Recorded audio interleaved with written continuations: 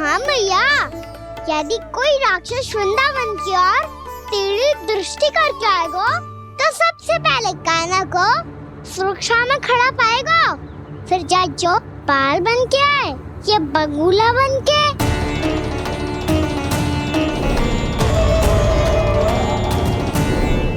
ना लल्ला, सोचो भी मती। वृंदावन की सुरक्षा करना तेरा दायित्व ना है।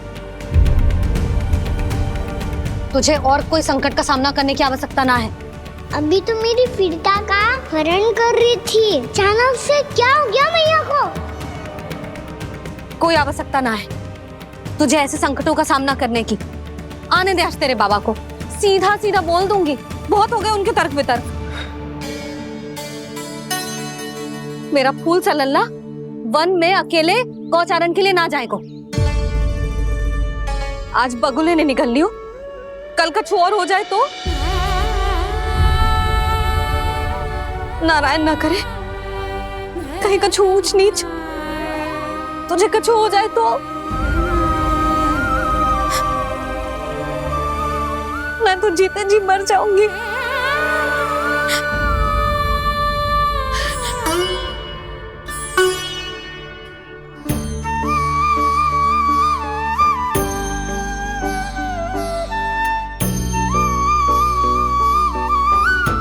वीर लल्ला की वीर मैया इतनी से बात तो रोती है क्या? क्या करूं कान्हा, तुझे ऐसे बार बार संकट के मुंह में जाते हुए ना देख सकती मैं। तो फिर मैया मैं वचन देता हूँ, आज के बाद मैं गौचारण के लिए तभी जाऊंगा जब आप आज्ञा दोगी। पक्का? छल ना करेगा ना मेरे साथ? मैंने कब छल करो मैया? अच्छा ठीक है, ना करूँ छल। यदि आपसे पूछे बिना बाहर निकलो तो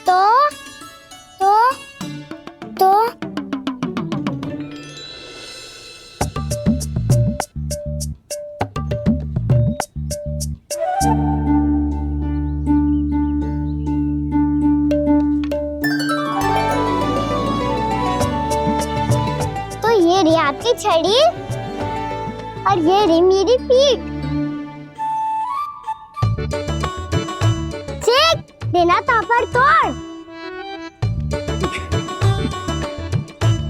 ठीक है, जब तूने अपना दंड निर्धारित कर ही लियो है तो सोच ले, अब अगर तूने मेरी बात ना मानी तो तोड़ तोड़ छड़ी पड़ेगी। समझ आई?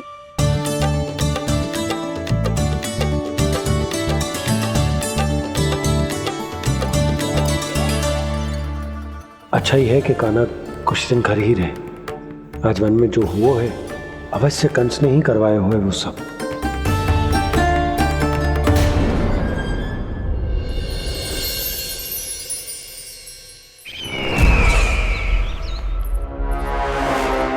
आपका ये धनुष तो सबसे अधिक शक्तिशाली था महाराज, ये कैसे टूट गया? कहीं ये बकासुर की पराजय का संकेत तो?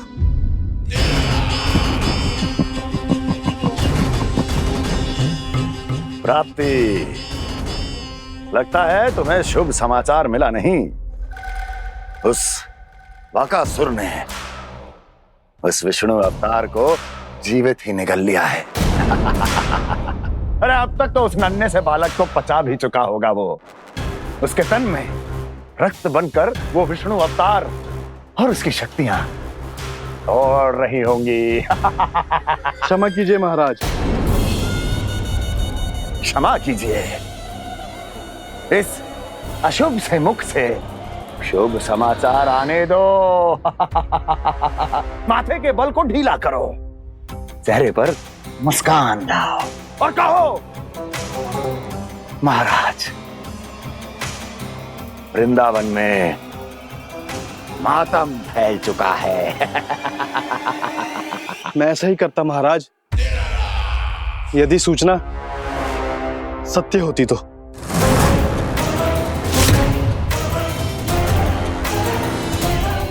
कहना क्या चाहते हो?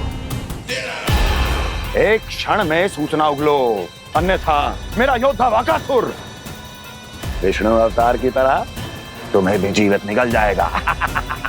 आने दो। बकासुर मारा गया महाराज, बकासुर मारा गया महाराज, बकासुर मारा गया। बकासुर मर चुका है? असंभव। असंभव। बकासुर ने उस बालक को निगल तो लिया था, पर उसकी सुरक्षा करने के लिए सभी देवता वहां प्रकट हो गए, पर फिर भी कोई बकासुर का सामना नहीं कर पाया। और फिर क्या हुआ? वो बालक स्वयं ही बकासुर के उदर से बाहर आ गया और उसकी चोंच तोड़कर उसकी हत्या कर दी।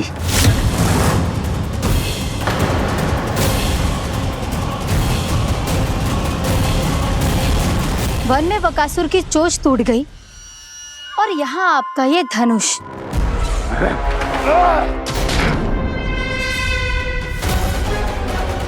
केवल नहीं टूटा तो आपका ये भ्रम महाराज। क्षमा कीजिएगा महाराज, आपका भ्रम टूटना आवश्यक है।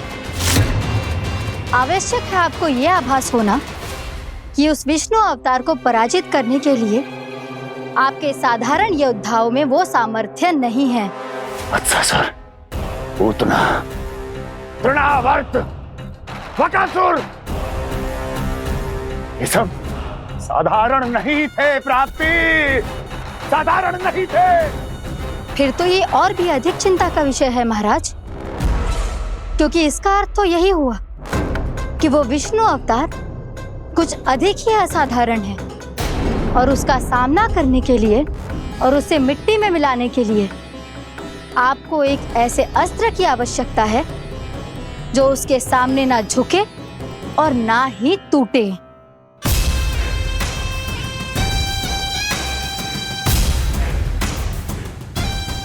तो फिर मैं ऐसा ही असतर ढूंढूंगा, चाहे आकाश पाताल एक क्यों ना करना पड़े मुझे, 10 दिशाएं 14 भुवन क्यों ना नापने पड़े मुझे, मैं उस असतर को अवश्य ढूंढ निकालूंगा जो उस विष्णु अवतार के प्राणों की डोरी इस धनुष की तरह तोड़ सके।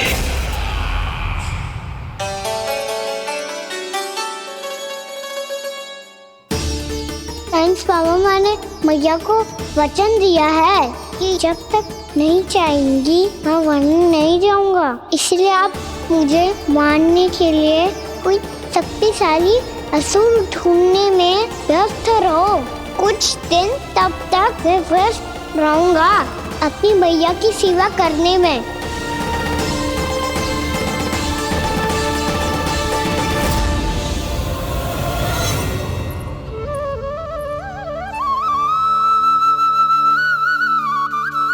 लो मैया, तुलसी जी को चढ़ाने के लिए जल।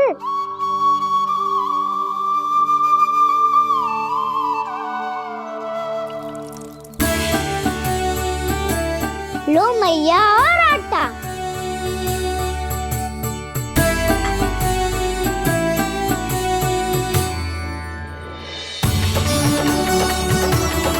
लो मैया, बेलन।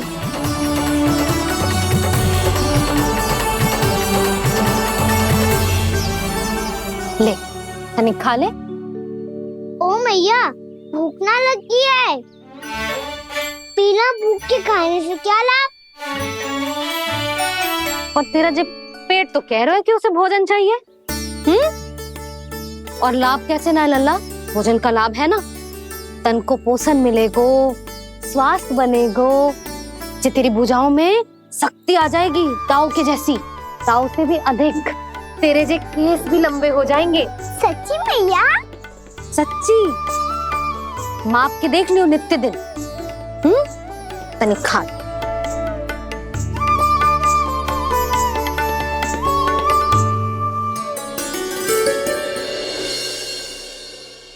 मान के मैया का कहना, छक के भोजन खाते हैं,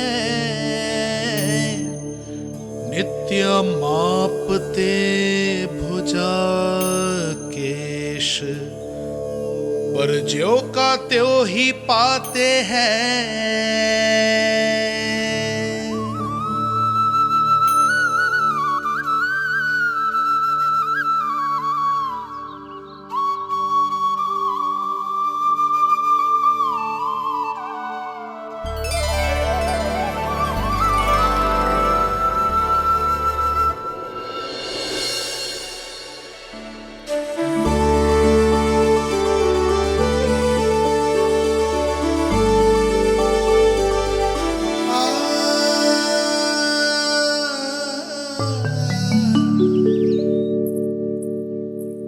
ले लल्ला, फल खा ले। ना, मुझे ना खाने फल वल। क्यों? लंबे केस और शक्तिशाली भुजाएं ना चाहिए? व्यर्थ है ये सब। पिछले 10 दिनों से देख रहा हूँ, ना केस लंबे हुए हैं, ना भुजाई शक्तिशाली बनी है। 10 दिन में का चुनाव होने वाला। 10 सप्ताह ऐसे खाएगो ना, तब जाके कुछ बदलाव दिखेगो। समझ आई? चल अब खा ले। वैसे भी मुझे बहुत सारी तैयारियां करनी है आज। इसीलिए भैया एकादशी के व्रत के लिए लल्ला। सुनो जी, सारी सामग्री आ गई? हाँ, तुमने जो कही थी सब ले आए हूँ।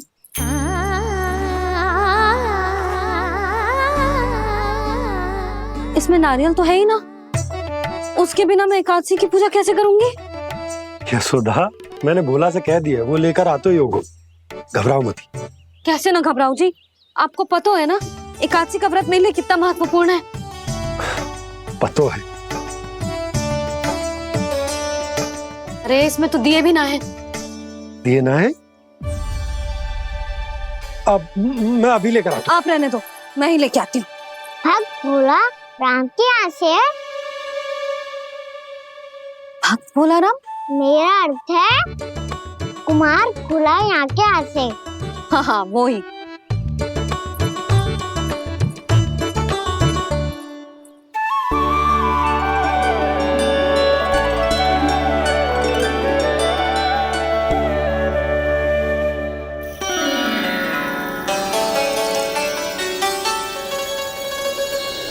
श्री हरि, श्री हरि, मेरे श्री हरि।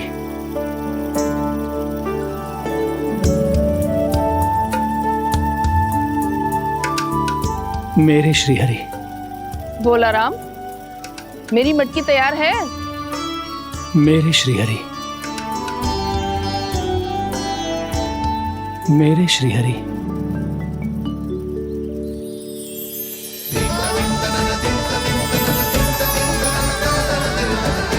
भोला राम,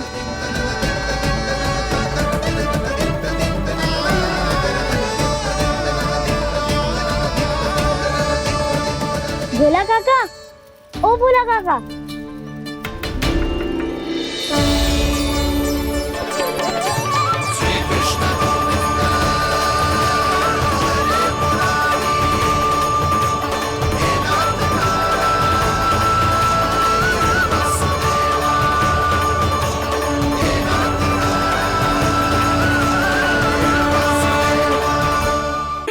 श्री हरि प्रसन्न हो गए। मेरे श्री हरि आ गए, मेरे भगवान आ गए। मेरे श्री हरि आ गए, मेरे भगवान आ गए। मेरे श्री हरि आ गए, मेरे भगवान आ गए। मेरे श्री हरि आ गए, मेरे भगवान आ गए। मेरे भगवान आ गए, मेरे घर मेरे भगवान आ गए।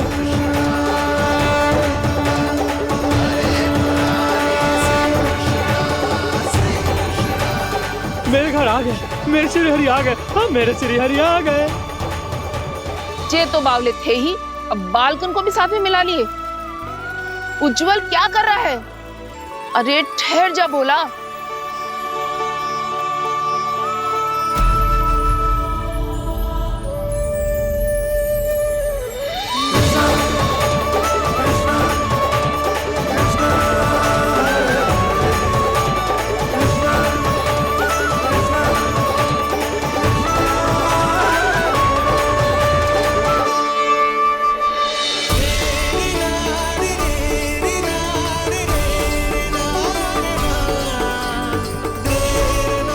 प्रेम से बुलाओ, आएंगे हरी भी।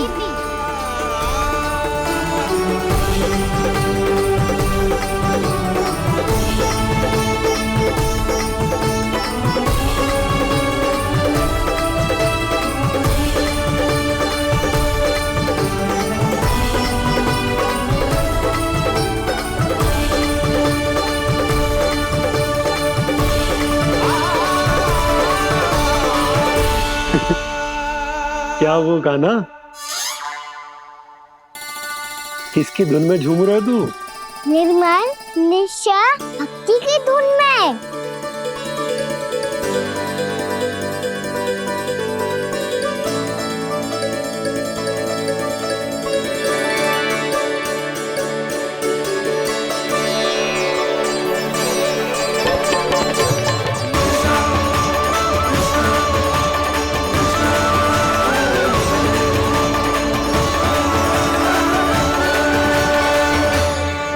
अरे क्या हो गया इन्हें? बावले हो गए हैं क्या? ठहरो, कोई आवश्यकता ना है ऐसे बावलों की तरह नाचने की।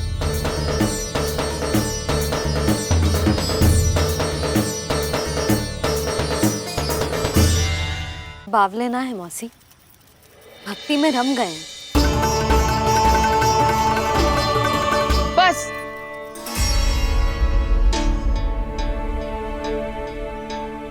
हम सब कब से खड़े हैं यहाँ, पर तुम्हें कुछ ध्यान ही ना है।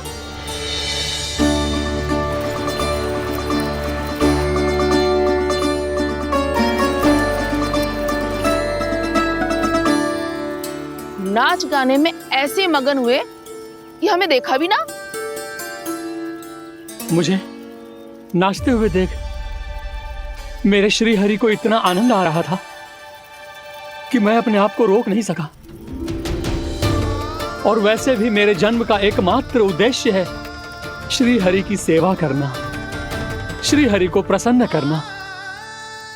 तुम बावले हो भोलाराम, या हमें बावला बना रहे हो? श्री हरि और तुम्हें देख रहे हैं। हाँ, अभी वो यहीं थे, देख रहे थे। भोला काका, आपने भी ना अति कर दी अब। हमें भी बताओ तनी, कहाँ थे श्री हरि?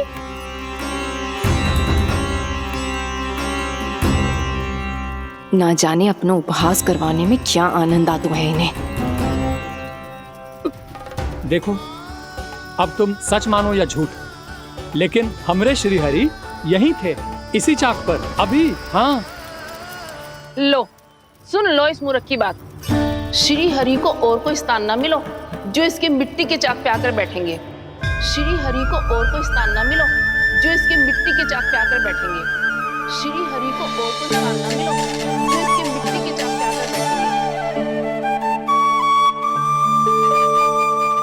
जैसी मैया भैंसो ही लल्ला, दोनों का कुछ पता ही ना चलतो, कब किस बात पर प्रसन्न हो जाए और किस बात पर रुष्ट। अरे मैं भला असत्य क्यों बोलूंगा? अभी अभी यही थे श्री हरि। हाँ,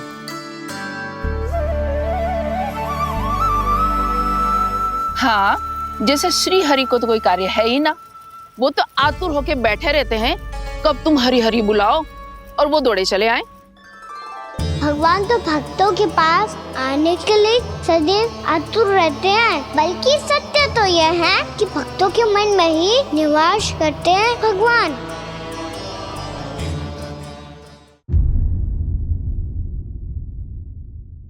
यशोमती मैया के नंद लाला। अरे मैं भला असत्य क्यों बोलूंगा? अभी अभी यही थे श्री हरि। हाँ,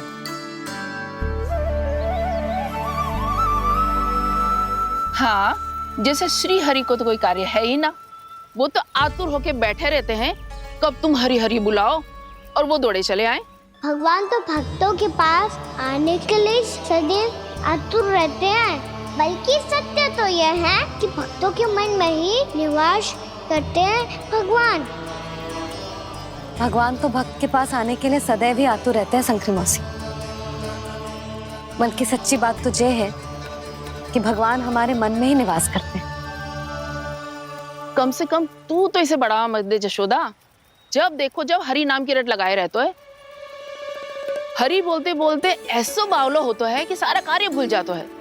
2 दिन से अपनी मटकी के लिए चक्कर काट रही हूँ। अभी तो एक चक्कर और लगाना होगा आपको।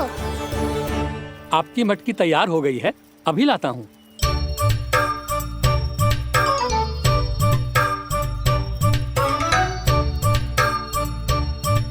लो जी मटकी।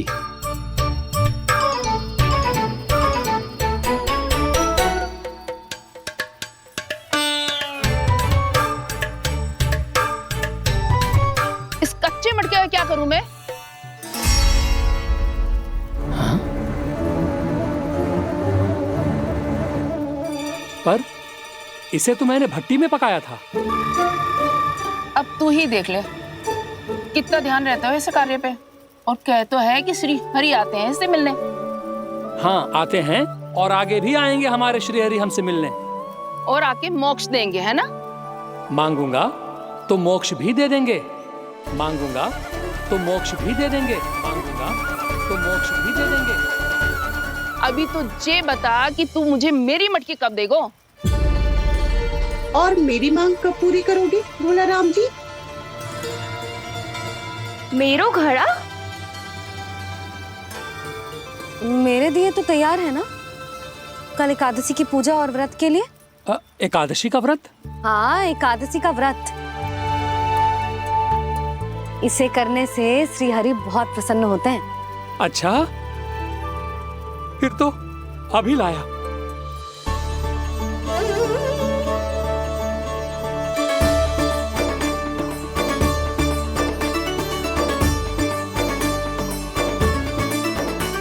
लो जी, आपके दिए।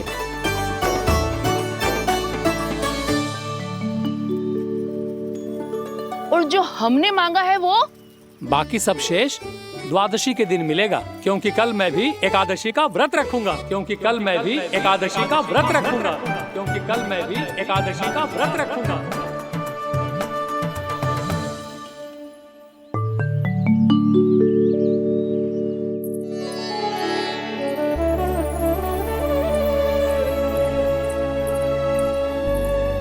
जानकी, फूलों का प्रबंध हुआ कि ना? हाँ भाभी, जे रे। सदैव विलंब कराती है। पर भाभी इस बार तो फूल समय से ही लाई थी। क्या हुआ यशोदा, अभी तो पूजा की तैयारी ना हुई? देखो ना मौसी, ये जानकी ना कुछ छूट ही जाता है इसके कारण। एकादशी की पूजा और व्रत आते ही जसोदा भाभी इतनी वग्र हो जाती है। ऐसो क्या होगा इस पूजा में?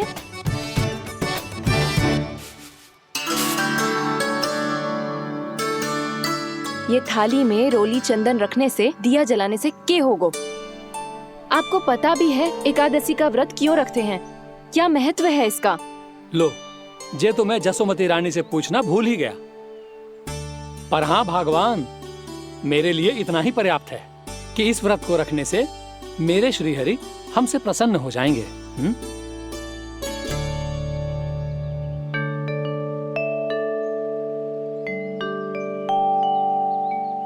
नारायण ही जाने ऐसे कैसे पूजा करते हैं जे श्री हरि की एक मूर्ति तक ना है इनके पास।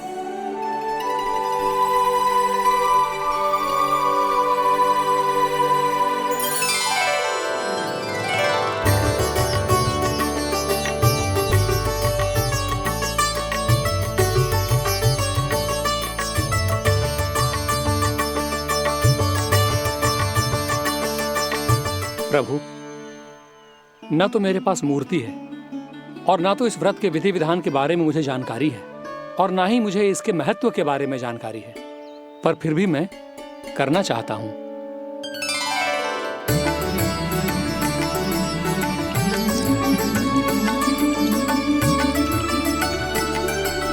इसीलिए मैं दृढ़ संकल्प लेता हूं, पूरी निष्ठा के साथ, श्रद्धा के साथ और पूरी आस्था के साथ मैं इस व्रत को संपन्न करूंगा।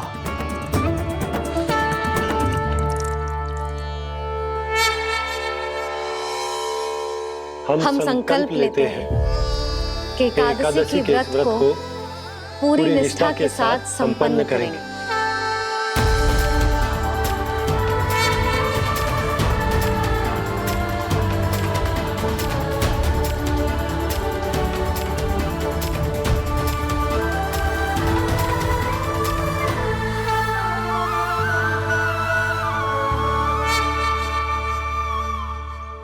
तुलसी जी के पत्ते तो हैं ही ना।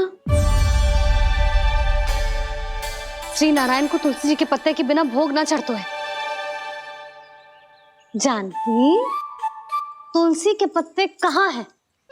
भाभी, मैं तो कब से यही पूछना चाह रही थी कि तुलसी के पत्ते लाऊं क्या, पर आप तो व्यस्त थी ना। तुझे कितनी बार समझाओ है ना, यदि तेरे कछु करने से किसी और की कोई हानि ना हो रही हो या किसी के अच्छे कार्य में सहायता हो रही हो तो मुझसे आज्ञा लेने की आवश्यकता ना है। समझ गई भाभी, आगे से जाना उनको। ले अभी लेकर आती हूँ।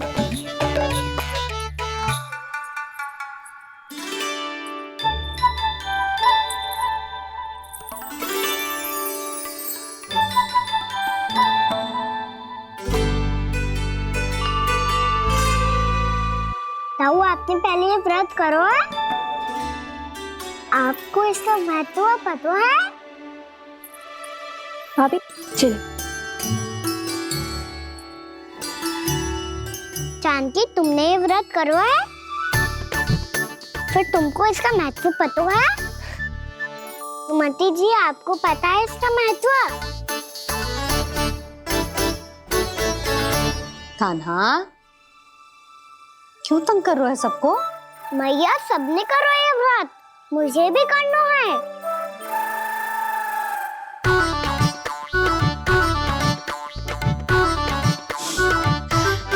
ये व्रत केवल बड़ों के लिए होती है लल्ला।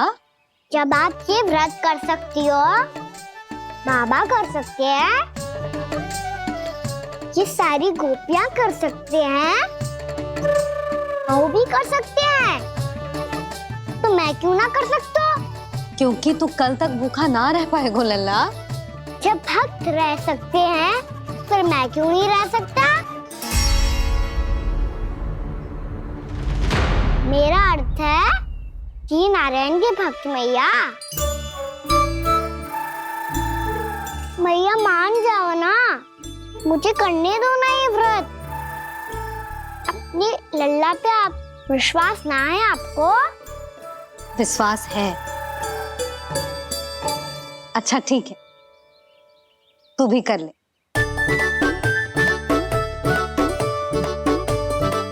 पर मैया, व्रत की कथा तो सुनाओ, मैं तो अबध हूँ ना, मुझे कैसा पता चलेगा कि ये व्रत करते क्यों हैं?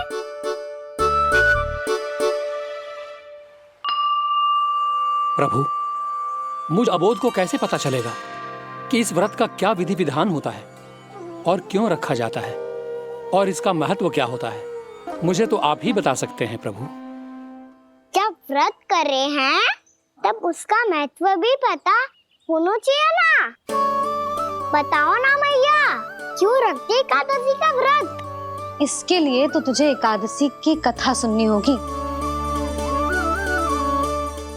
सुनेगो ना?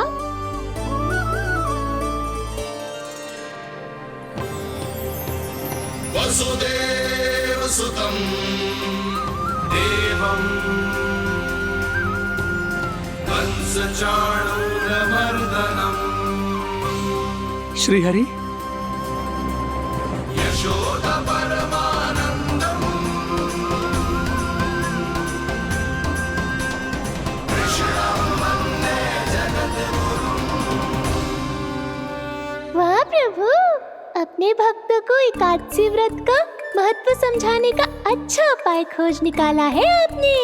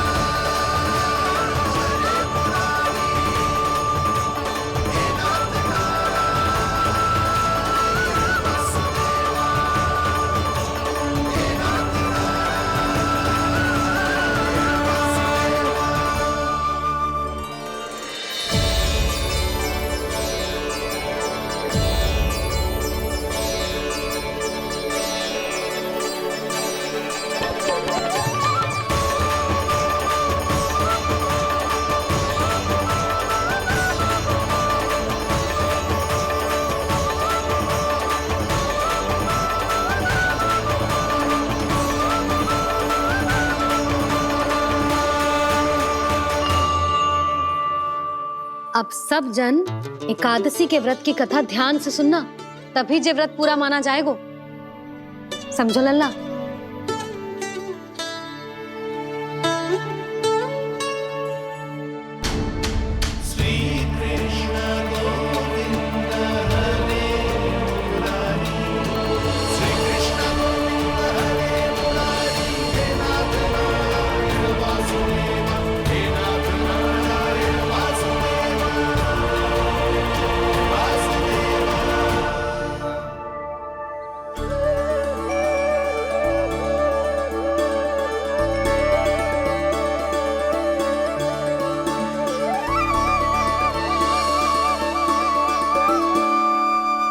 सतयुग में चंद्रावती नाम के नगर में मूरा नाम का एक असुर राज्य करता था।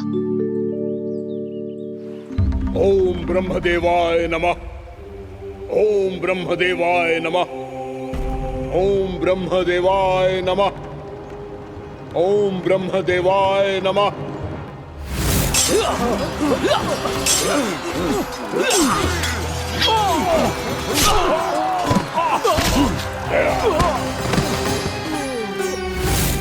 ओम ब्रह्मदेवाय नमः। ओम ब्रह्मदेवाय नमः। जब उसने देवताओं के हाथों असुरों की पराजय देखी, तब वो वरदान पाने के उद्देश्य से ब्रह्मा जी की तपस्या करने चला गया।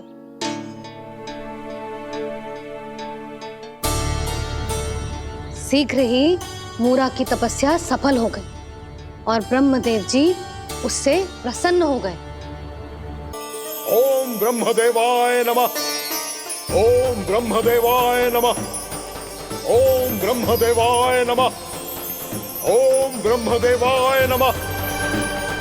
ओम ब्रह्मदेवाय नमः। ओम ब्रह्मदेवाय नमः। ओम ब्रह्मदेवाय नमः। ओम ब्रह्मदेवाय नमः। मूरा, प्रणाम ब्रह्मदेव। तुम्हारी तपस्या सफल हुई। बोलो, तुम्हें क्या वर चाहिए? सृष्टि के रचयिता ब्रह्मदेव, कृपया मुझे ऐसा वरदान दीजिए जिसकी सहायता से मैं त्रिलोकी विजयी बन जाऊं और कोई देवता मुझे पराजित ना कर सके। यहाँ तक कि देवताओं के रक्षक, सृष्टि के संचालक भगवान श्री विष्णु के लिए भी मैं अपराजय रहूं। तथास्तु, तथास्तु, तथास्तु। प्रणाम ब्रह्मदेव।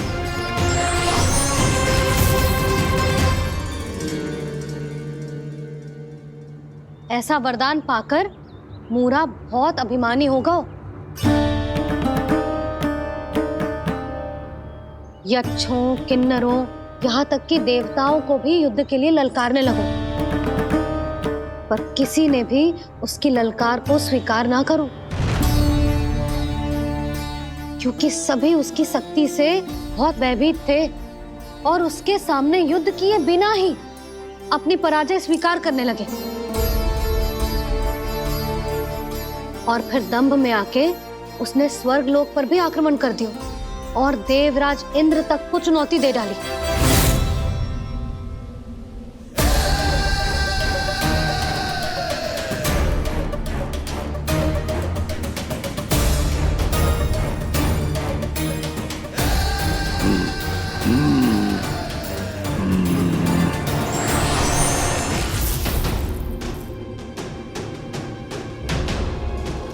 मैं प्रतीक्षा कर रहा हूं देवराज, क्या उत्तर है तुम्हारा? मुझसे युद्ध करोगे या फिर बिना लड़े ही पराजय स्वीकार कर मेरे अधीन हो जाओगे और सौंप दोगे मुझे अपना ये स्वर्ग लोक? सारी शक्ति तुम्हारे मुख में है या कुछ बाहुबल भी है तुम्हारे पास? मैं तुम्हारी चुनौती स्वीकार करता हूं मूरा। मैं तुम्हारी चुनौती स्वीकार करता हूं मूरा।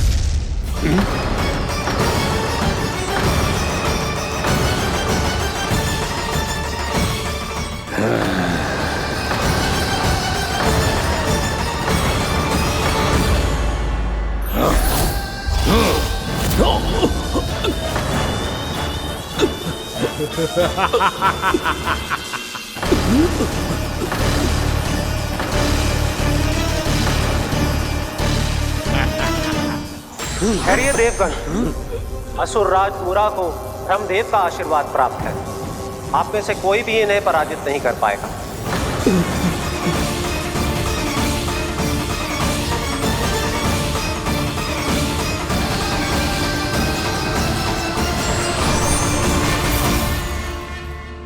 एक अवसर और देता हूं देवराज, युद्ध या अधीनता,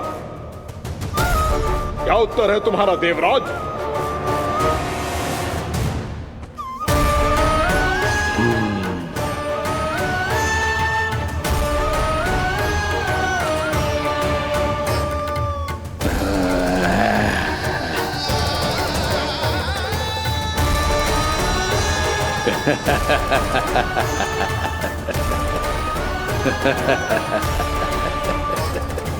इंद्र और सभी देवताओं ने मूरा के आतंक में आके उससे भयभीत होके अपना सिंहासन छोड़ दियो। अब मूरा स्वर्ग का अधिपति बन गयो और शीघ्र ही उसने अन्य सभी असुरों को स्वर्ग में निवास करने के लिए आमंत्रित कर दियो। और इस प्रकार से वो धीरे धीरे तीनों लोकों का सम्राट बन गयो। उसे किसी ने रोका नहीं मैया? ना लल्ला, इतना साहस किसी में था ही ना। और फिर जे निश्चित करने के लिए कि भविष्य में किसी और असुर की मृत्यु ना हो, वो यमराज पे भी विजय प्राप्त करने के लिए यमलोक की ओर प्रस्थान कर दियो। वो तो अपने आप को और सभी असुरों को अमर बनाना चाहता था। पर देवता और यमराज भी उसकी ये योजना समझ गए थे। इसीलिए उसके आने से पहले ही सारे देवताओं ने श्री नारायण से सहायता के लिए गुहार लगाई।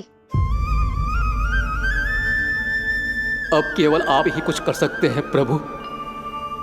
अभी तो मूरा केवल त्रिलोक का स्वामी है, और यदि उसने यमलोक भी जीत लिया तो वो जीवन को ही नियंत्रित नहीं करेगा प्रभु, वो मृत्यु का भी स्वामी हो जाएगा। ऐसे में पहले सृष्टि का संतुलन तो नष्ट होगा प्रभु, और फिर स्वयं सृष्टि ही नष्ट हो जाएगी।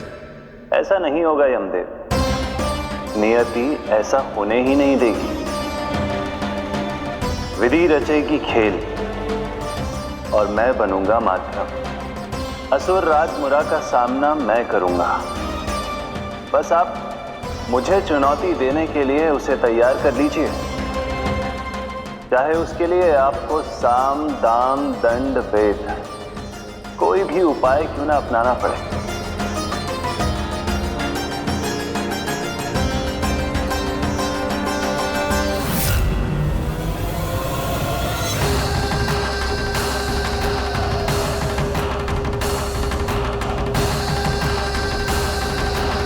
आप तो मेरी प्रतीक्षा में पहले से ही खड़े हैं यमदेव। तब तो आपने मेरी चुनौती के बारे में भी सुना ही होगा। कहिए, क्या उत्तर है आपका? मेरा स्वागत करके अपना राज्य त्यागेंगे या मेरा सामना करके अपने प्राण? असुर राज मूरा का सामना मैं करूंगा। बस आप मुझे चुनौती देने के लिए उसे तैयार कर लीजिए, चाहे उसके लिए आपको साम दाम दंड भेद कोई भी उपाय क्यों ना अपनाना पड़े।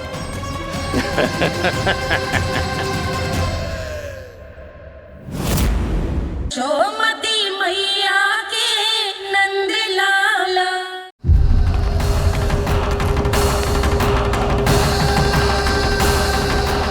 आप तो मेरी प्रतीक्षा में पहले से ही खड़े हैं यमदेव। तब तो आपने मेरी चुनौती के बारे में भी सुना ही होगा। कहिए, क्या उत्तर है आपका? मेरा स्वागत करके अपना राज्य त्यागेंगे या मेरा सामना करके अपने प्राण? हे असुर श्रेष्ठ, मैं आपकी अधीनता स्वीकार करने के लिए तैयार हूं। बस एक विनती है मेरी। शर्त को विनती का नाम देकर पहलाना चाहते हो मुझे यमराज? असुर राज मूरा के सामने शर्त रख पाओ, इतना सामर्थ्य नहीं है तुम में। इसका आभास है मुझे असुरराज, पर मैं आपकी अधीनता स्वीकार करूं इससे पहले आपको स्वामी धर्म का पालन करना होगा। मेरे पुराने स्वामी के क्रोध से मेरी रक्षा करनी होगी आपको। कौन है तुम्हारा पुराना स्वामी? भगवान श्री नारायण। और छोटी माँ मूरासुर को तो श्री नारायण से भी रक्षा का वरदान प्राप्त था ना? यही तो श्री नारायण की लीला थी बलराम। पर वो राक्षस अपने दम में जे समझ ही ना पाओ कि वो क्या भूल करने जा रहे हैं, और पहुंच गो भगवान श्री नारायण को चुनौती देने के लिए।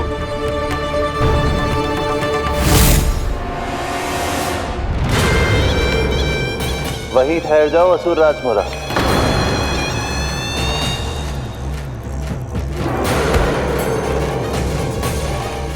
यहाँ क्यों आए? आपको पराजित करने और ये वैकुंठ जीतने, ताकि मैं यमलोक का स्वामी बन सकूं। फिर आओ, युद्ध भूमि में मेरा सामना करो।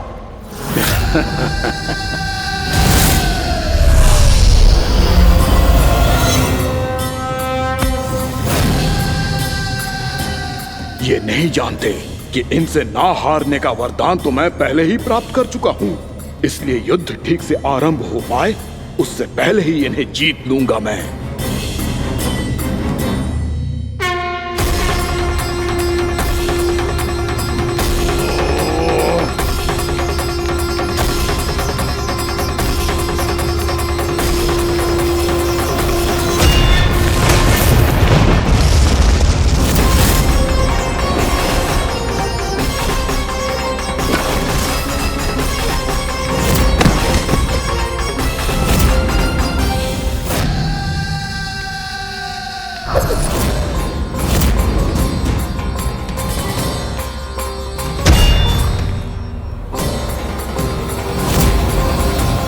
और इस प्रकार जे युद्ध वर्षों वर्षों तक चलता रहो। दोनों योद्धा पूरे ब्रह्मांड में अनेक अस्त्रों शस्त्रों के साथ युद्ध करते रहे।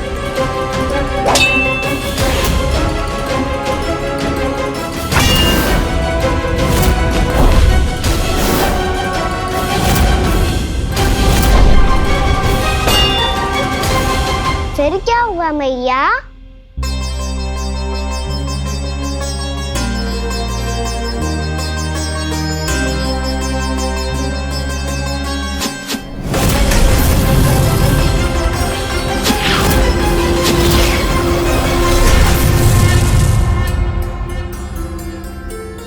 उस युद्ध को कभी समाप्त हुआ हो, पर कैसे? शीघ्र ही वो राक्षस थक गौ लल्ला।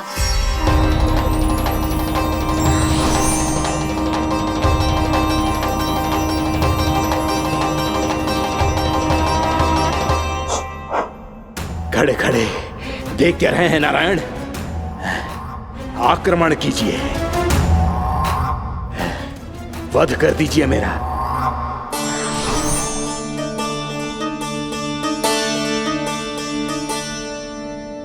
मैं तुम्हारी वीरता से प्रभावित हूं, इसीलिए इतनी थकान की स्थिति में मैं तुम जैसे वीर पर आक्रमण नहीं करूंगा। जाओ विश्राम करो। यदि फिर से युद्ध करने की इच्छा हो तो तुम्हारा स्वागत होगा।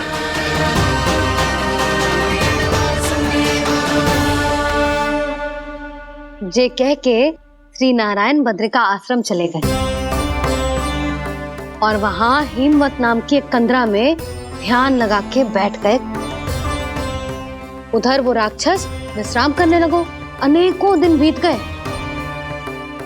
और अब वो राक्षस मूरा फिर से स्वस्थ होके बलवान हो गया था। उसने अपनी सारी शक्ति फिर से प्राप्त कर ली थी। श्री नारायण ने उस पर दया करी थी, पर वो फिर से श्री नारायण को छलने को तैयार होगा।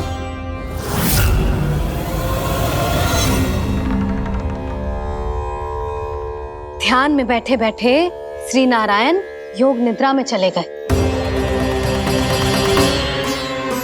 पर दुष्ट मूरा इसी अवसर का लाभ उठा के उनकी कंदरा में घुस आयो, ताकि वो सोते हुए श्री नारायण पे आक्रमण कर सके।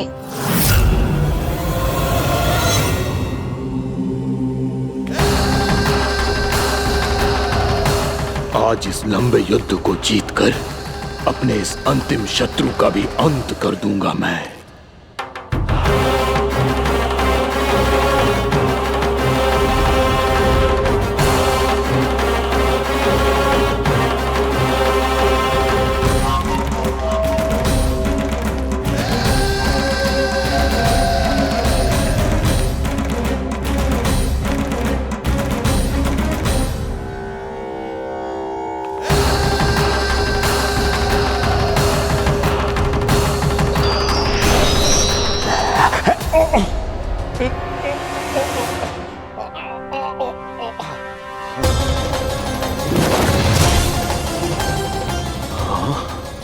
दुष्ट राक्षस, प्रभु ने तुझ पर दया की, तुझे संभलने का अवसर दिया। तू इन्हीं पर ही छल से वार करने चला है।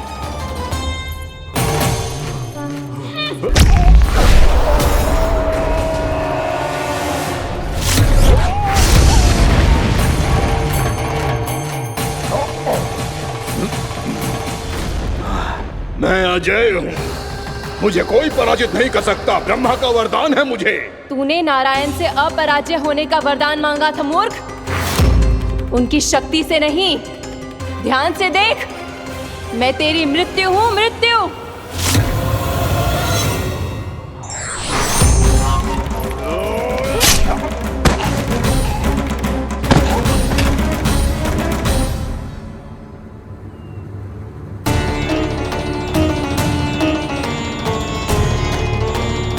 वो देवी कौन थी छोटी माँ? और कौन बलराम, वही तो थी देवी एकादशी।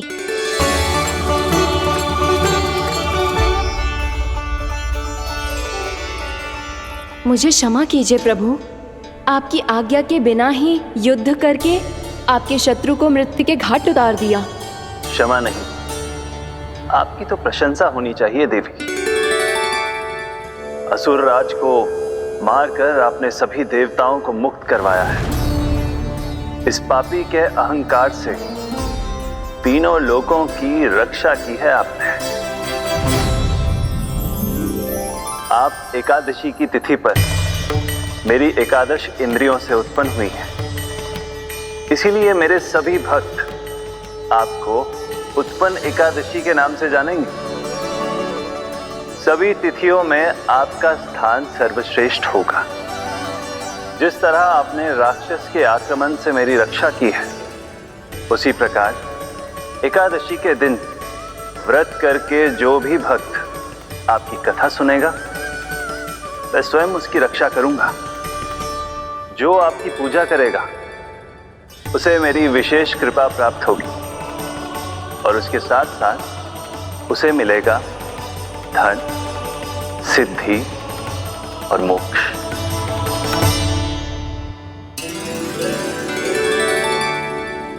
इसीलिए आज के दिन व्रत रखने का बहुत अधिक महत्व होता है। बोलो एकादशी मैया की जय। बोलो श्री नारायण भगवान की जय।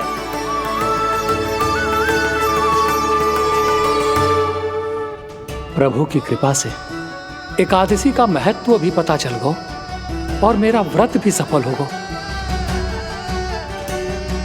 अभी नहीं भूला राम, एकादशी का व्रत पूरी तरह तभी सफल होता है जब द्वादशी के दिन उसे पूरा किया जाता है।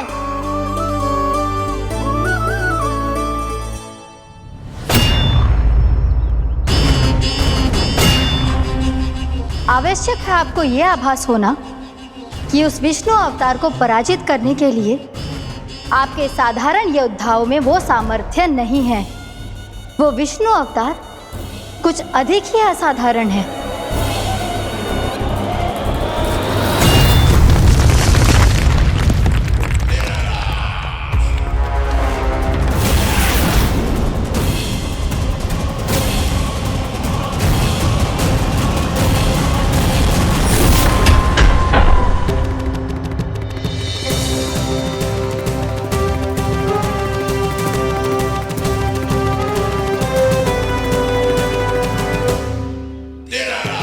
अब मैं दिखाऊंगा उस विष्णु अवतार को असाधारण शत्रु क्या होता है।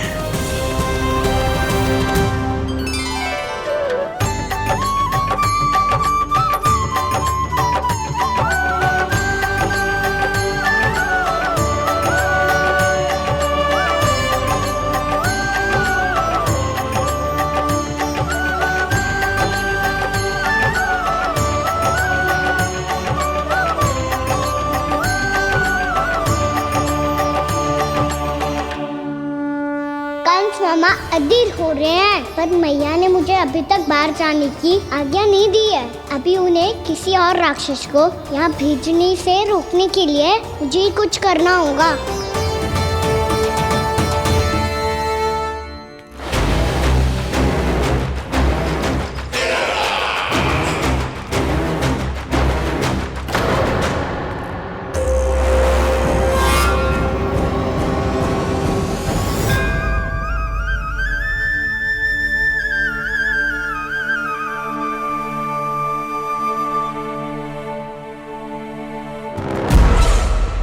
कौन हो तुम? बचपन से ही मुझे मारने का सपना देख रहे हैं, फिर मुझे ही नहीं पहचानते।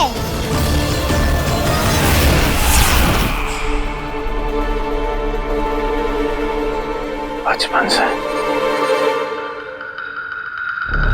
विष्णु अवतार। कोई कान्हा बुलाता है तो कोई मुरलीधर पुकारता है,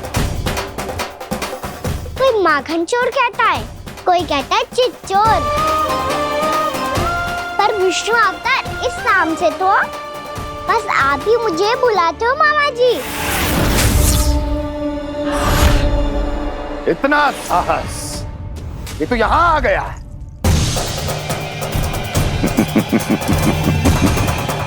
यहाँ आ तो गया तू विष्णु अवतार, किंतु यहाँ से जीवित नहीं जाएगा। तेरे शीश को तेरे धड़ से अलग कर दूंगा मैं।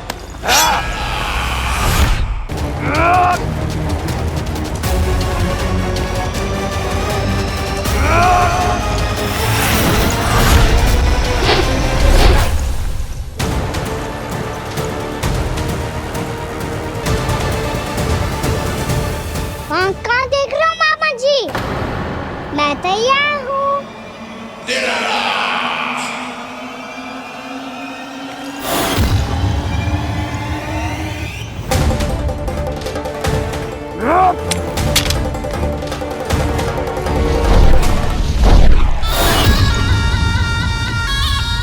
मामा जी, आप सदैव इसी तरह क्रोध में रहते हो क्या?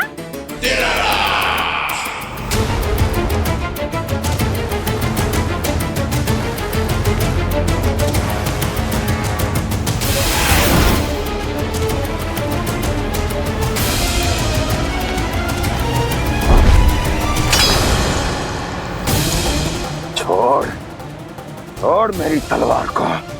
छोड़ो तो तब जब पकड़ा हूँ।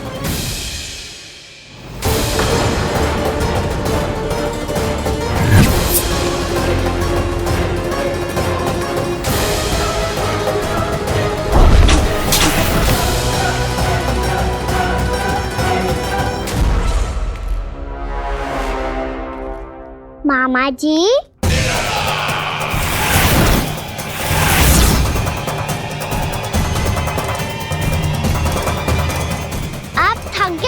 थोड़ा विश्राम कर लो। आपका तो पता नहीं, मैं अवश्य थक गया हूँ।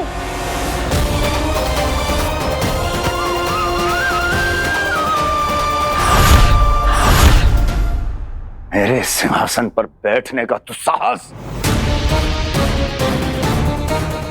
अभी तो बस अभ्यास कर रहा था मामा जी। भविष्य में मुझे तो बैठना है यहाँ। आपने बल प्रयोग करके से अपने पिताजी से छीना था, मैं आपसे छीन लूंगा। जो छल और बल से लिया जाए वो अधिक समय तक टिकता नहीं है मामा जी।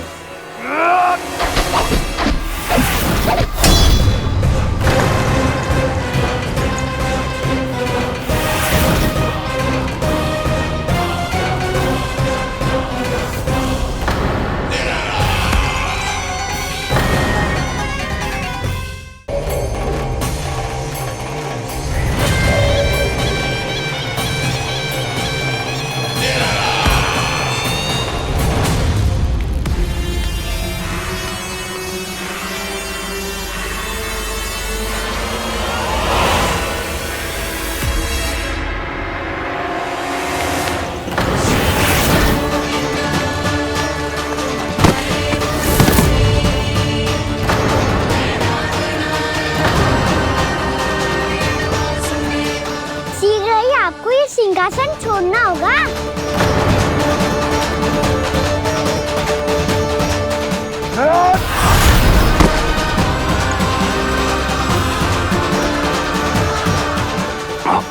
वो मेरा सिंहासन छीनना चाहता। वो आ रहा है, वो आ रहा है। सैनिकों! दुर्जन, बंद कर दो सभी द्वार और झरों के, सब के सब। इसकी हर संभावना पर इतना कड़ा पहरा बिठा दो कि ना तो कोई महल के भीतर आ सके, ना तो बाहर जा सके।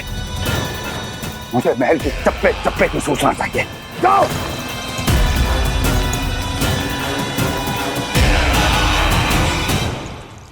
सिंहासन।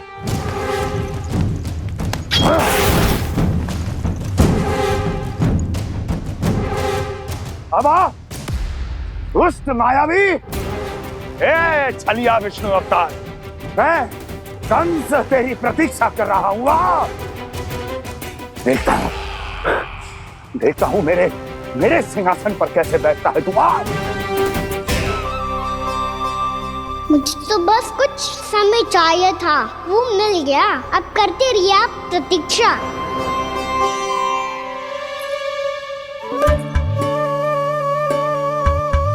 जी अपने आप से बातें क्यों कर रहे हैं जी?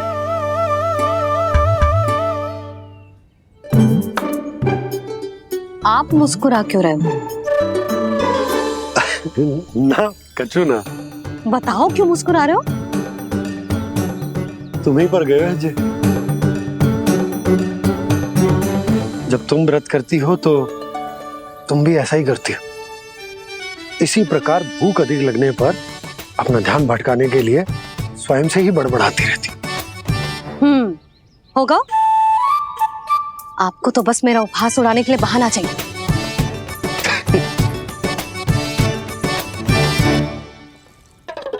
लल्ला, भूख लगी है? ना मैया, व्रत करे तो भूख कैसे लगेगी?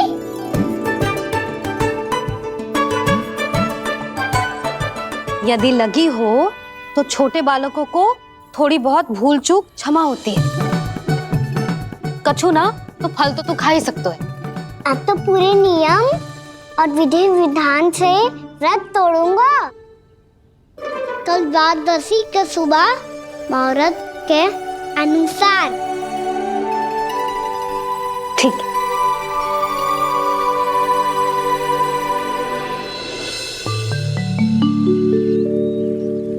लल्ला, एकादशी समाप्त हो गई है, द्वादशी लग गई है। अब तू व्रत तोड़ सकते है। भोजन कर ले। ले।